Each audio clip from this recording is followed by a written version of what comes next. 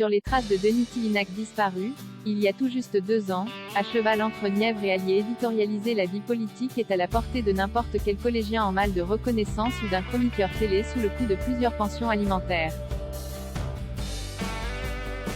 Que l'on ricane ou s'agenouille devant nos élites journalistiques revient toujours à se soumettre aux hiérarchies préétablies et à en valider la médiocrité malsaine. Les oubliés de la PQR, il y aurait les élus, tout en haut de la pyramide des médias et les autres, les souffreteux du stylo, les sans-voix du Nagra, les oubliés de la presse quotidienne régionale, ceux qui traitent de l'actualité dite sérieuse, qui susurrent à l'oreille des présidents, qui se faufilent dans les Falcons et ceux qui racontent le quotidien banal des gens sans histoire au volant de la 4L du journal local. L'éternel combat entre les commentateurs et les acteurs du réel.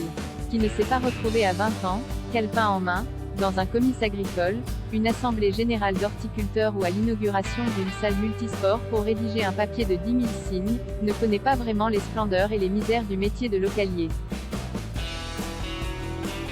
Sur le terrain, hisser de la copie prenait un sens littéral. Je vous parle d'un temps, d'avant les formats tabloïds rétrécis où noircir une page entière s'apparentait à grimper le galibier en danseuse sans injection de PO.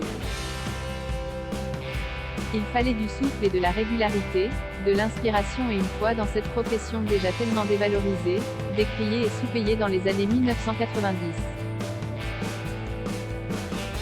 Nous étions pourtant les croyants d'un genre nouveau, les convertis d'Olivetti, ma première machine à écrire, l'informatique arrivait à peine dans des rédactions au bord de la crise de nerfs, jamais cependant, nous ne nous sommes pris pour un quatrième pouvoir, seulement comme des relais d'information fiables dans la mesure du possible, avec ce souci permanent de ne pas trahir la parole donnée par des anonymes. Bien sûr que nous étions animés par la recherche de la vérité et le recoupement de nos sources, mais nous avions à cœur de retranscrire le plus justement, le plus honnêtement, le plus sincèrement possible les inquiétudes ou les joies, les peines ou les succès de nos concitoyens et après, dans une seconde étape, les mettre en perspective. Détenir cette carte de presse tricolore, et la brandir à l'occasion, nous obligeait à une certaine rigueur, même si, avouons-le, signer ces premiers articles avait quelque chose d'émouvant et de vertigineux à la fois. Je vous parle d'un temps. Les réseaux sociaux n'existaient pas, en province, il s'appelait le bistrot du coin. La sentence du zinc était immédiate. Rien ne nous aura été épargné, un nom mal orthographié, une erreur sur une date de manifestation et nos lecteurs, c'est-à-dire nos parents, nos professeurs, nos amis, nos voisins nous rappelaient à l'ordre. Nous n'écrivions pas en roue libre, mais en résidence surveillée. Nous apprenions, pas à pas, de l'attaque à la chute finale, comment construire un article fluide et attrayant, bien charpenté et gorgé d'infos ou comment titrer sans outrager, tout en amusant le lecteur. Comme un maçon monte un mur ou un chef soigne son assiette, notre opinion comptait moins que la maîtrise de notre art. Cet artisanat là n'incitait pas, je peux vous l'assurer, à la grosse tête. De toute façon, chaque matin à la conférence, le rédacteur en chef nous attribuait de nouveaux sujets sans discussion possible. Et ça recommençait avec la visite d'un sous-secrétaire d'État à la cohésion sociale ou l'interview d'un groupement agricole œuvrant à la réintroduction d'une espèce caprine en milieu rural. Ce jour sans fin était notre adrénaline et aussi notre fierté. Nous supportions les quolibets de nos confrères parisiens sur l'insignifiance de notre travail et nous avions fini par ignorer la morgue qui leur tenait de porte-manteau. À vrai dire, je regrette parfois l'inconfort de ces années d'apprentissage et l'excitation d'ancrer la vie, à hauteur d'homme. Quand vous avez connu cette frénésie du tout début, cette perpétuelle montée dans les escaliers, tous les autres exercices journalistiques, plus prestigieux ou plus valorisants, vous semblent fades et sans intérêt.